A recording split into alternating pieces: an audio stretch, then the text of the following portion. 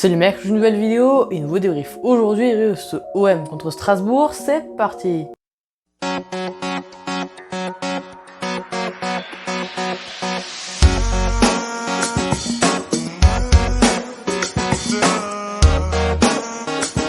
Cette vidéo est sponsorisée par Retro Legend Club, c'est un site de vente de maillots tout rétro. C'est d'ailleurs eux qui m'ont envoyé ces deux maillots que vous voyez actuellement derrière moi, et avec mon code de réduction LP10, avec le LP en majuscule et le LP10 pardon, tout attaché, vous pouvez bénéficier de 10% de réduction sur tout le site, et le lien du site est dans la description. Bon alors vous l'avez vu, le petit micro-cravate, au moins le son sera bien meilleur puisque je suis un peu loin du téléphone. D'ailleurs si vous voyez un fil, je sais pas si on le voit vraiment, j'ai pas fait de test, mais je suis désolé, j'améliorerai ça au fur et à mesure de l'utilisation tout simplement de ce micro-cravate. Directement, on va passer aux compositions de ce match, mais avant, on va rappeler qu'à l'aller, il y a eu 1-0 pour Marseille, but à la 78e minute de jeu, il me semble, avec un but superbe de Morgan Sanson. C'était le seul tir d'ailleurs de la soirée. Et cette rencontre nous a pas livré la même prestation finalement.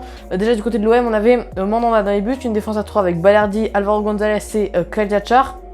Ligrola en piston droit, Nagatomo en piston gauche, Florent Thauvin, Boubacar Kamara et Rongier pour les 3 milieux centraux, et Payet et Milik en attaque. Voilà, une compo classique sous l'ère Sampaoli, c'est la même que contre Lorient d'ailleurs.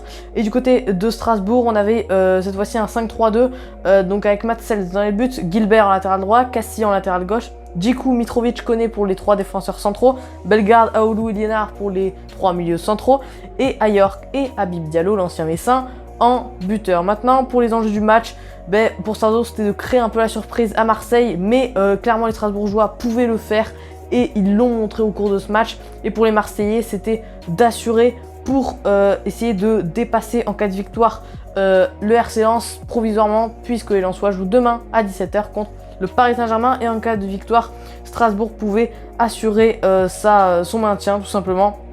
Du coup voilà les amis, pour les enjeux du match tout simplement. Maintenant on va passer donc au débrief du match évidemment.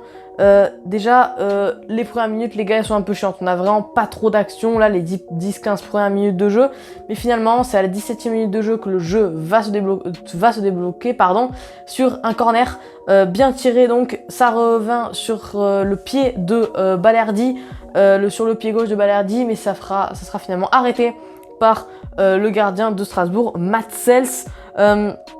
Les Strasbourgeois vont réagir avec Ludovic Ayork qui est sur le côté gauche, qui frappe, mais ça sera finalement à côté du but de Steve Mandanda. Quelques minutes après, Ayork va réitérer. Cette fois-ci, c'est de la tête, et cette fois-ci, c'est cadré, mais Mandanda est sur ses gardes et arrive à arrêter ce ballon. Et Strasbourgeois Gilbert est sur le côté droit, va pouvoir frapper, mais ne trouvera pas le chemin défilé puisque Mandanda arrête ce ballon. En gros, une première période assez mitigée de l'OM, qui concède quand même des occasions. Ils n'en ont eu qu'une, alors que Strasbourgeois ont eu vraiment 3 occasions franches. Du coup, les amis, pour cette première période, Strasbourg aurait peut-être mérité de marquer un but en vrai.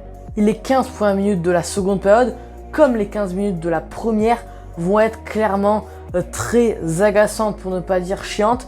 Voilà, il va pas avoir d'occasion, mais à la 60e minute de jeu, l'OM va pouvoir se montrer dangereux avec une frappe de Dimitri Payet, mais qui passera à côté du but de Matsels. Dimitri Liénard, quelques minutes après, frappe en dehors de la surface, ça sera arrêté par Steve Mandanda, et le match s'emballe totalement puisque sur une frappe marseillaise de Milik, quelques minutes après, Marseille a bien failli marquer le but du 1-0. Finalement, ce sera arrêté par le gardien belge, et quelques minutes après, Liénard va réitérer, frappe du français, mais qui sera une nouvelle fois arrêté par Mandanda, qui honnêtement a fait un bon match.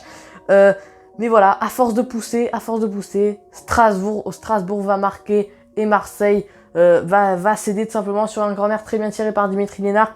Tête de Mitrovic, et le Serbe arrive à mettre le ballon au fond des filets. Ça fait donc 1-0 pour Strasbourg. Et du coup voilà les amis, pour ce débrief. Maintenant on va pouvoir passer donc au top et au flop. Déjà au niveau des tops, je pense que déjà Ludovic Ayork a fait un très très bon match, du coup je le mets. Dimitri Liénard a été incroyable, surtout en seconde période, alors même s'il est sorti à la mi-temps, tout ça vers la 75e, un truc comme ça, voilà, il a été très très bon. Mitrovic pour son but très important, je le mets également. Et les gars, ça va peut-être vous surprendre, même si c'est pris un but tout ça, je mets Mandanda, voilà, il a été vraiment bon, il a bien tenu la baraque. Et du côté des flops, J'ai envie de mettre peut-être Dimitri Payet, qu'on n'a pas trop vu dans ce match. J'ai envie de mettre peut-être Valentin Rongier, qui aurait pu plus apporter. Mais du coup, voilà, Brezmi, c'est de la fin de cette vidéo. J'espère que vous aura plu. Et les gars, seule chose que je viens de vous dire, c'est salut.